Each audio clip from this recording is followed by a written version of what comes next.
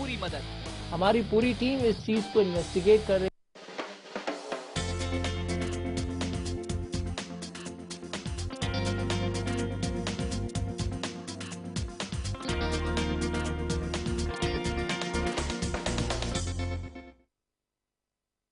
जैसा कि हम सभी जानते हैं, पूरा देश ही नहीं पूरी दुनिया चेटी चंद जो सिंधी समाज का मशहूर त्यौहार है, हर्षोल्लास के साथ मना रहा है। भला क्यों ना मनाए, क्योंकि एक ऐसा त्यौहार है जो सिंधी समाज के लिए खुशियों का पल ले आता है। इसी दिन कुल गुरु झूलेलाल जी दुनिया में आए थे और सिंधी समाज में इनके एक अपने एक अलग महत्व है। तो समाज के ये लोग इस पल को, इस खुशी के इस पल को काफी हर्षोल्लास के साथ मनाते हैं। आखिर क्या है इस त्यौहार की अहमियत, क्यों इसे मनाया जाता है, इन सारी चीजों पर रोशनी डालने के लिए हमारे साथ मुंबई शहर की जानी मानी शख्सियत जो कई खूबियों की मालिक है, लक्ष्मण भगतानी साहब हमारे साथ मौजूद है।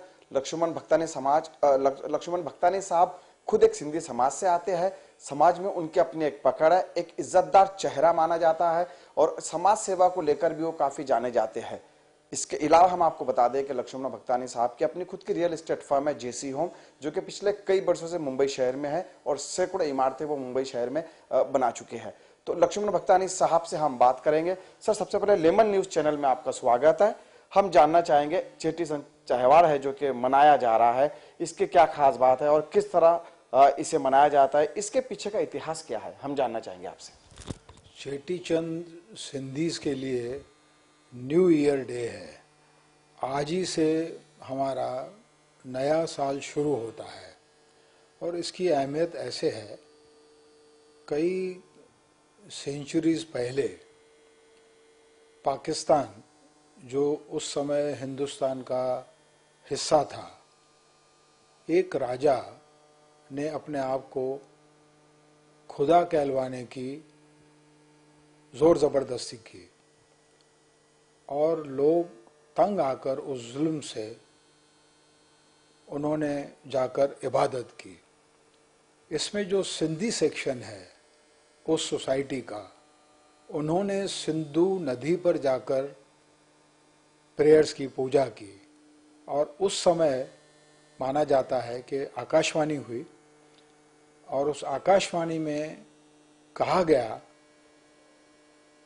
कि झूलेलाल नाम का बच्चा रतन राय सेठ के घर पर, रतन राय जी के घर पर उस पर्टिकुलर डे पर जन्म लेगा और सभी खुश होकर उस दिन का इंतज़ार करने लगे। उसका जन्म हुआ और उसके चमत्कार उस राजा तक भी पहुंचाए गए बातचीत के माध्यम से और उन्होंने अपने दूध बेचकर उनको मारना भी चाहा, लेकिन बच्चा चमत्कारी था, उसमें एक ताकत थी, खुदाई ताकत थी, जिसके कारण वो उसका सर्वनाश नहीं हो सका। जैसे वो बड़ा हुआ, लोगों के अलग अलग प्रॉब्लम्स मिटते रहे और उनको हम उडेरो लाल भी कहते हैं, क्योंकि जब वो आए उसके बाद जब जब वो सैर करते रहे तो वो घोड़े पर भी उड़ते रहे जो पानी के तह से कुछ ऊपर था, इसलिए भी हम उनको उडेरो लाल करके मानते हैं।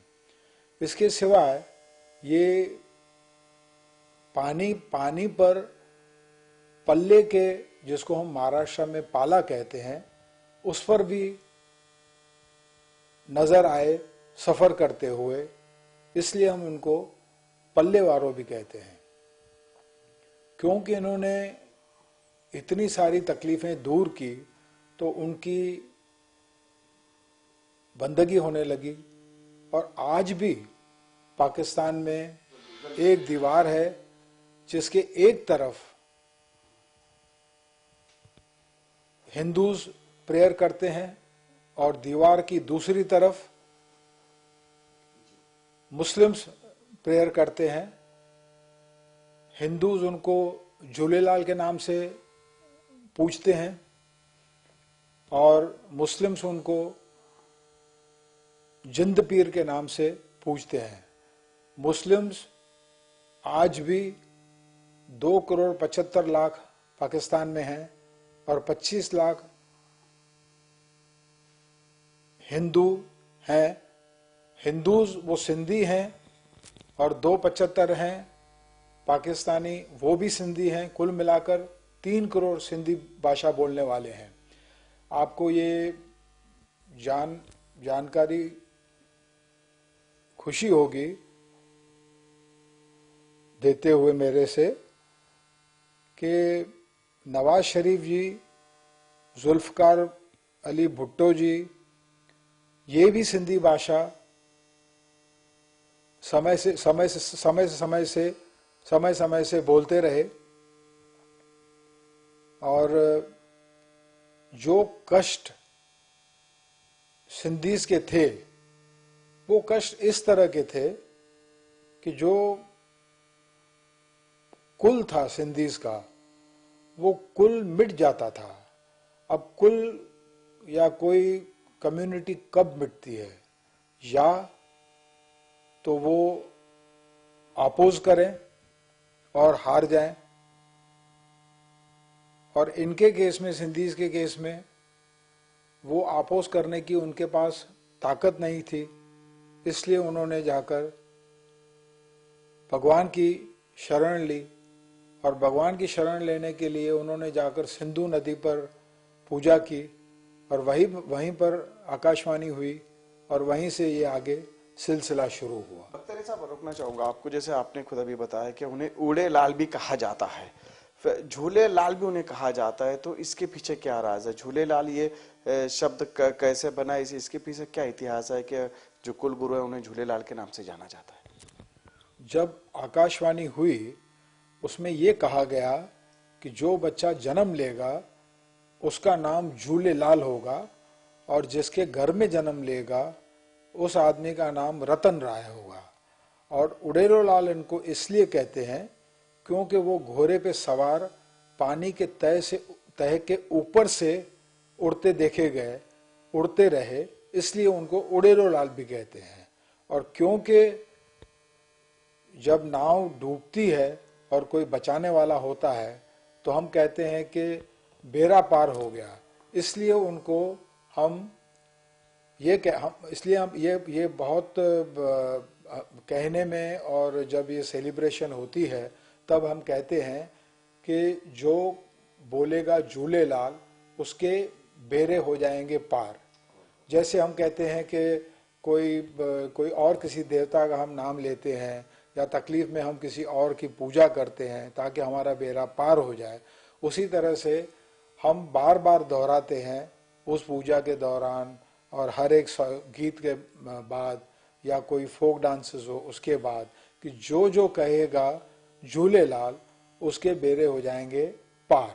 मतलब अख्तर साहब, आपकी बातों से लग रहा है कि ये जो त्यौहार है आपके लिए काफी महत्वपूर्ण माना जाता है, एक अहम अहमियत का एक हामिल है, और इसी दिन है जो कि वंश जो आपका डूबने जा रहा था सिंधी समाज का, इस वंश को झूलेलाल जी ने बचाया है। तो हम आपसे ये जानना चाहेंगे कि इस दिन किस तरह के कार्यक्रमों का आयोजन किया जाता है आपके समाज में, आपके घर पर जो घर की औरतें होती है, किस तरह पूजा पाठ की जाती है, मंदिरों में जाया जाता है, उसके बारे में हमें जानकारी दीजिए। इन दिनों हम ये कोई पर्टिकुलर डेज पर ही फंक्शंस होते हैं ऐसे नहीं है। जो चेटी चंद है वो जैसे कल है, कल 1 अप्रैल है, लेकिन क्योंकि डांसेस, फोक प्रोग्राम्स वो अलग अलग एरियाज में होते हैं, तो जैसे जैसे उनको ऑडिटोरियम्स मिलते हैं, अवेलेबिलिटी मिलती है, और जैसे जैसे सभी वर्ग के लोग सभी अलग अलग देशों से आते हैं, क्योंकि मुंबई एक बड़ी कैपिटल है, कमर्शियल कैपिटल भी है और उनके कनेक्शंस भी यहाँ हैं, तो उनके जैसे जैसे कन्फर्मेशंस मिलते हैं उस बात को मन में रखते हुए ये फंक्शंस होते हैं।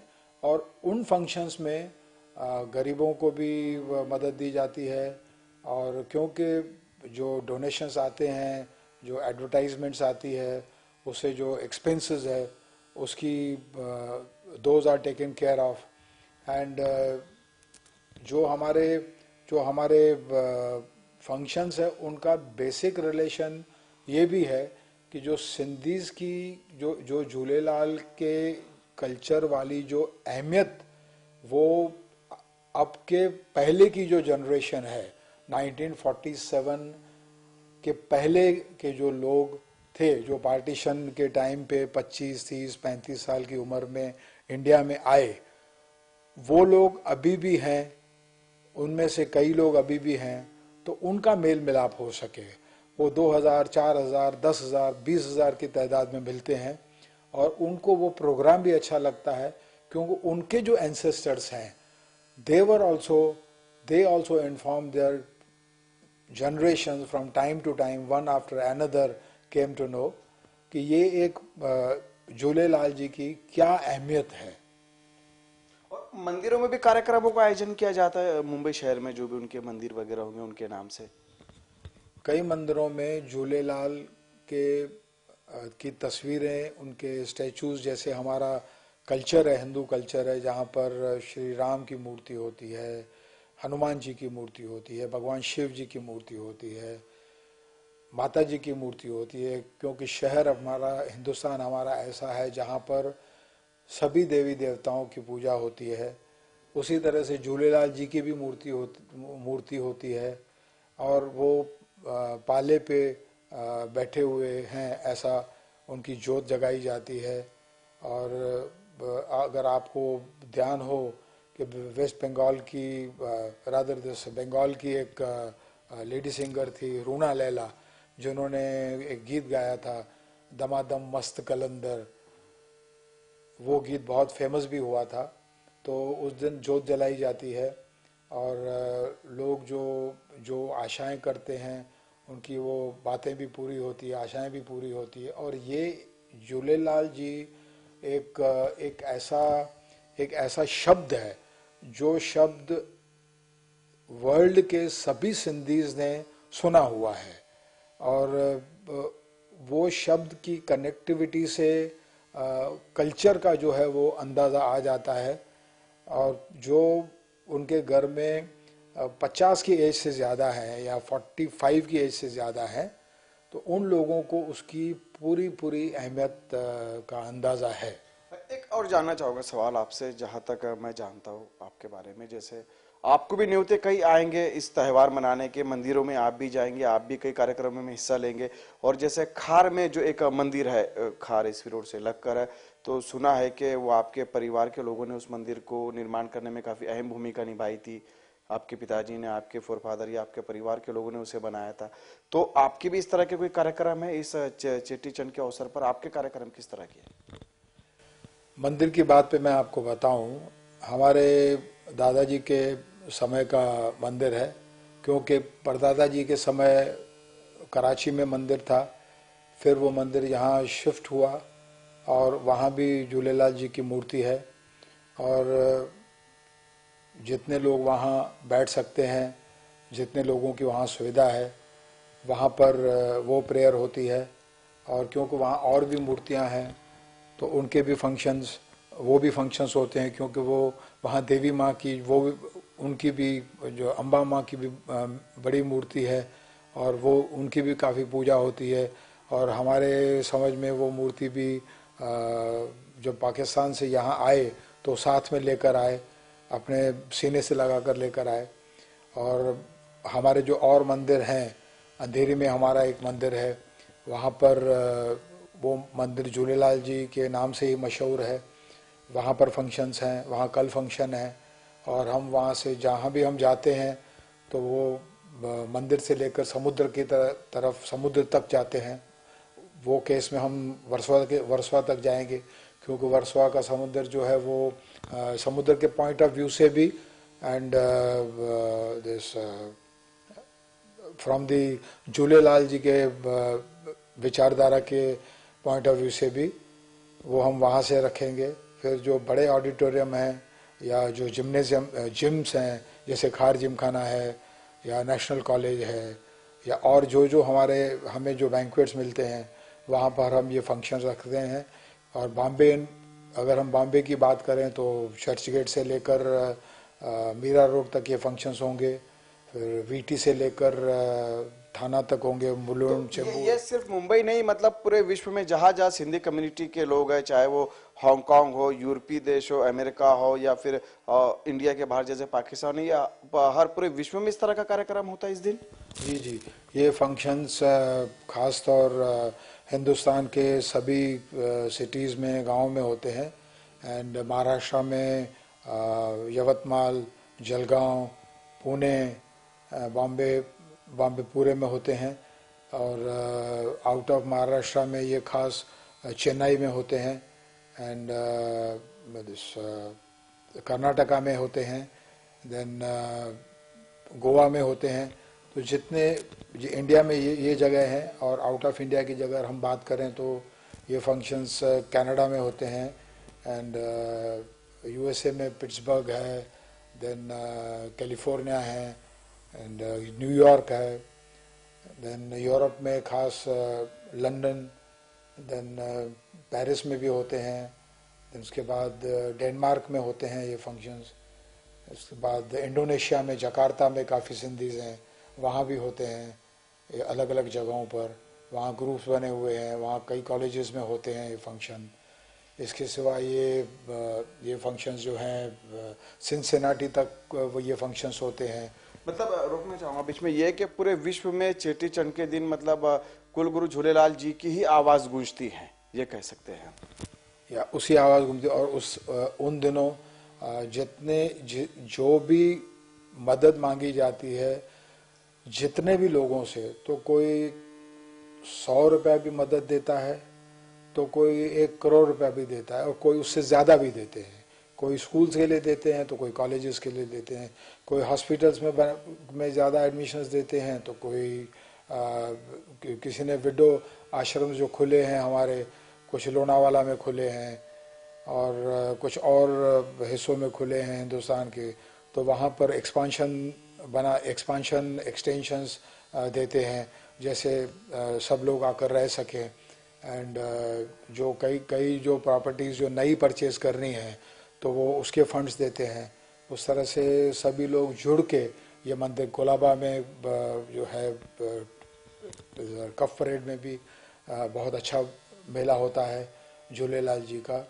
इस तरह से ऐसी कोई जगह जो है वो छूटी हुई नहीं रहती है। जहाँ सिंधी है वहाँ ये मेला ज़रूर होता है, और इसके कई पंचांग होते हैं, कई बुक्स प्रिंट होते हैं, जिसमें सारी राशियाँ एंड जो आज से जो कल से जो शुरू होंगे दिन, पूरे वर्ष के न्यूनतम वर्ष के, वो पूरे के पूरे उसके दिन, अमावस और उसमें एकादशी और जितनी भी हिंदू फेस्टिवल्स हैं वो सारे उसमें मेंशन किए होते हैं। और जो सिंधी कैलेंडर है वो सारा का सारा कैलेंडर उसमें दिखाया हुआ होता है। और जो मुहूर्त निकलते हैं शादी के या दूसरे और मुहूर्त निकलते हैं, वो ब्राह्मण्स भी उसी कैलेंडर को देखकर मुहूर्त के अच्छे मुहूर्त बनाते हैं। और उसके सिवा जो वास्तुशास्त्र है उसका भी उसमें उल्लेख किया हुआ रहता है। और अभी क्योंकि ये एक ऐसा दिन है जब सारे इंडिया के या सारे वर्ल्ड के सिंधीज उसको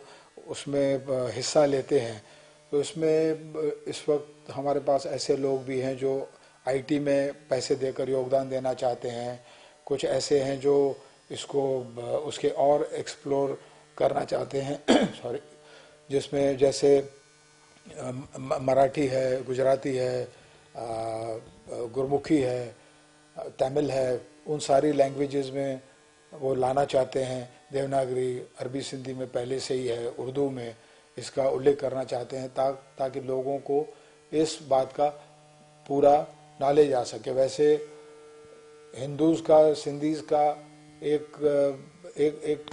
उनका एक नियम है कि वो सभी देवताओं में मानते हैं, और उसमें उनके कुल गुरु झूलेलाल जी हैं, झूलेलाल जी को मानते हैं। बाकी उनको सभी धर्मों के लिए प्यार है, और उन्होंने हमेशा ही बिजनेस एटीट्यूड, पॉजिटिव एटीट्यूड से आगे बढ़े हैं। और उन्होंने कभी आपने देखा ही होगा कि आप भले उल्लासनगर तक भी चले जाएंगे तो आपको कोई भिखारी वहाँ नहीं मिलेगा, कोई बाउल लेके कहीं प्लेटफॉर्म पे नहीं मिलेगा, कोई भी जगह पर आपको नहीं मिलेगा। और वो अपने आप पे अपने बलबूते पर छोटे से बड़े होते हैं। और यहाँ तक कि अगर आप किसी गरीब से गरीब के घर में भी जाएंगे तो आपको पापड़ और पानी देंगे, जो पापड़ उनके घर में ही वो लेडीज बनाती हैं। हालांकि पापड़ जो है वो आज वर्ल्ड नोन आइटम हो गई है। बख्तारी साहब, आपको रोकना चाहूंगा, जाते जाते एक सवाल हम आपसे करेंगे।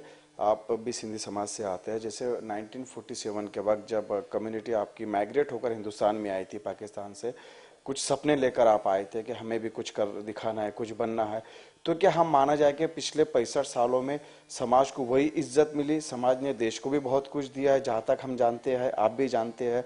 तो क्या समाज जो चाहता था वो हुआ है? और बिल्कुल हमारा देश जिस तरह तरक्की से आगे बढ़ रहा है, तो उसमें सिंधी समाज का भी बहुत बड़ा योगदान है।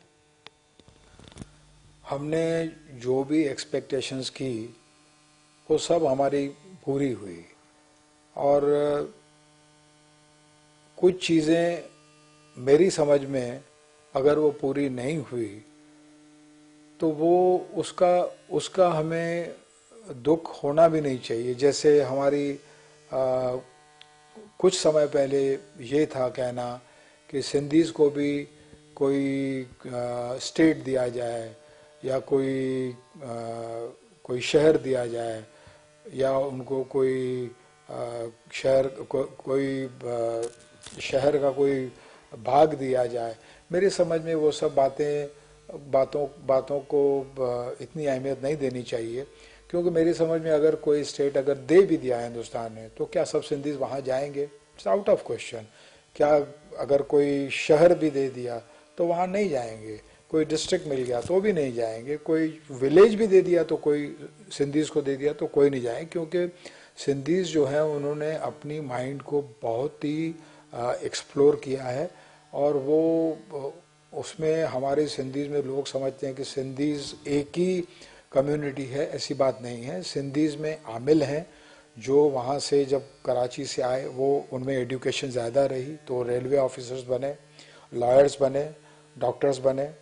उसके बाद वहाँ हैं वो वहाँ हलवाई थे, यहाँ आए तो कपड़े की मार्केट में गए, फिर कुछ लोग ऑटोमोबाइल्स में आए, एंड देन कुछ लोग शिकारपुर के रहे। तो शिकारपुरी जो वहाँ पर उनके बैंकिंग का काम था, वो यहाँ आए, उन्होंने बैंकिंग कंटिन्यू की, रियल एस्टेट में चले गए। तो इस तरह से कुछ लोग सखर से आए, वो भी वहाँ की एक जगह थी।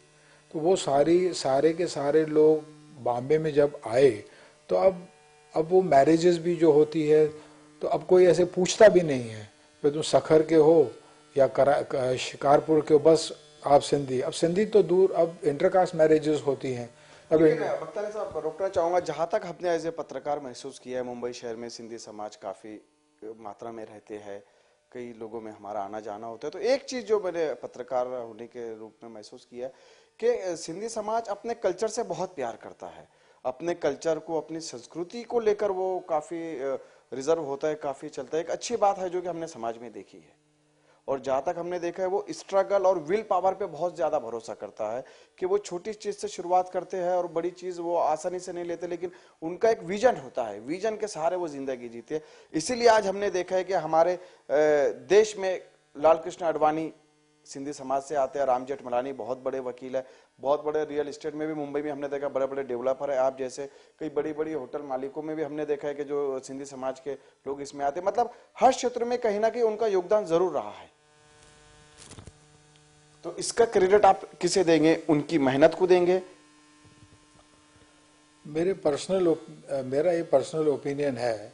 मैं थोड़ी करेक्शन इसमें करना चाहूँगा आपके शब्दों में। जी जी। कि सिंधीज अपनी कम्युनिटी से बहुत ज़्यादा प्यार करते हैं दूसरी कम्युनिटीज़ के एवज में, ये बात गलत है।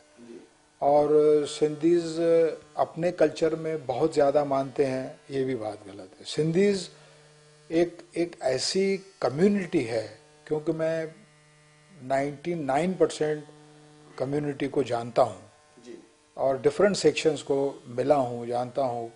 बड़े बड़े सेशंस मैंने उनके साथ किए हैं, बिजनेसेस किए हैं। और 1-to-1 रिलेशंस हैं। सिंधीज सबसे प्यार करते हैं और उनकी वो मुद्दे की बात में ज़्यादा मानते हैं। और रहा एक्सपर्टीज़ की बात, तो एक्सपर्टीज़ उनकी सभी क्षेत्रों में है। डॉक्टर्स भी हैं, प्रोफेसर्स भी हैं, और जहाँ तक सियासत है, सियासत में किसी एक पार्टी में सिंधीज नहीं हैं, सिंधी सभी पार्टीज में हैं। जिनको जहाँ जैसे जिसकी शुरुआत हुई, ऐसे कोई उसूल से किसी पार्टी में जाकर नहीं चला गया है। अगर कोई गया है तो उसके कई कारण हैं। कोई अपने हेरिडिटी के हिसाब से गया, उनके फैमिली सेटअप के हिसाब से वहाँ पहुँच गया। अगर पॉलिटिक्स की बात, जैसे ज़्यादातर डॉक्टर का बेटा डॉक्टर हो जाता है, उसी तरह से कोई पर्टिकुलर आदमी XY पार्टी में है, ऐसे नहीं है। अगर कांग्रेस है तो कांग्रेस ने भी ऐसे सिंधीज ऐसे हैं जो कांग्रेस में भी हैं, उन्होंने देश में बहुत सारी तरक्की की है। तो इस तरह से पार्टी के बारे में किसी कमेंट करना या किसी हमारे कोई पर्टिकुलर, मतलब ये है कि वो हर पार्टी में है, हर पार्टी, हमारे सिंधीज जो है वो सभी पार्टीज में है। हर पार्टी को, हर समाज को गले लगाया है, सबको गले लगाया है। और उनके प्रिंसिपल्स जो हैं वो सिर्फ यही है सिंधीज के, लिव एंड लेट लिव। उनका हमेशा ये कहना है कि फिटेस्ट टू सर्वाइव। उनकी शुरू से ये पॉलिसी सिंधीज की रही है कि जो भी एनवायरनमेंट हो, वो एनवायरनमेंट में सिंधीज को बहुत कुछ करने मिले। नेचुरली बिजनेसमैन हैं तो वो अपने लिए भी करें और दुनिया के लिए भी कर सकें। बिल्कुल। देखिए, जाते जाते भगतानी साहब ने कई अहम बातें की है, कुछ बातें हमें भी पसंद आई है। सबसे पहले उन्होंने हमें चेटी चंद की जानकारी दी है कि इसका महत्व क्या है धार्मिक पॉइंट ऑफ व्यू से। इसके अलावा उन्होंने ये भी कहा है कि समाज को बहुत कुछ मिला है और कुछ नहीं मिला है, लेकिन उन्होंने ये एक संदेश दिया है कि जो मिला है वो उसमें खुश रहे और जो ना मिला है उस पर वो दुख ना जताए। ये बहुत अच्छी बात है जो कि भगतानी साहब ने चर्चा के दौरान कही है। फिलहाल हम यही कह सकते हैं कि सिंधी समाज का हमारे देश को बहुत बड़ा योगदान रहा है, इसमें कोई शक नहीं है, ये बात हर कोई जानता है, ये खुली किताब है। वीडियो जर्नलिस्ट राजेंद्र के साथ अलीम शेख, लेमन न्यूज, मुंबई।